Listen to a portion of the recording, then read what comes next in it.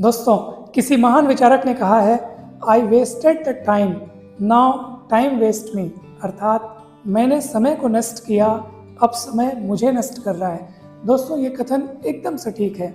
ये जीवन समय से ही तो बना है।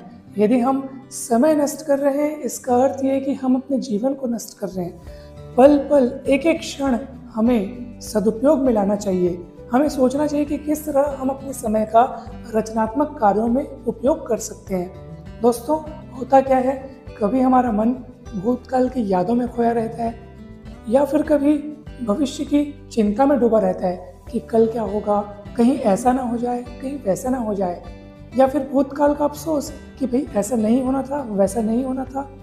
दोस्तों, इस तरह हम अपने वर्तमान को, जिसको वरदान कहा गया है, जिसमें हम कुछ कर सकते हैं, भविष्य किसी ने देखा नहीं है, भूतकाल में कोई जा करके चीज़ों को बदल नहीं सकता, तो हमारे पास जो है वो वर्तमान है और हम उसी को नष्ट कर रहे हैं। यानी हम कितनी बड़ी गलती कर रहे हैं। इसलिए हमें चाहिए कि हम अपने समय का एक एक क्षण, एक एक पल सदुपयोग में लाएं, रचनात्मक कार्यों में उसको इस्तेमाल करें। सोचें कि हम कहाँ अपनी पूरी ऊर्जा, पूरी शक्ति लगा सकते हैं और खुद के साथ साथ दूसरों के लिए भी मदद कर सकते हैं। दूसरों के जीवन में क्या कंट्रीब्यूशन कर सकते हैं, इसके बारे में हमें सोचना चाहिए। अगर हम अपना समय बीती हुई बातों में यूं ही व्यर्थ गंवाते रहें, तो इसका अर्थ ये है कि हम अपने समय की वैल्यू नहीं जान रहे। समय की क्या, हम अपने आप की भी वैल्यू नहीं कर रहे। इससे तो यही साबित हुआ ना दोस्तों।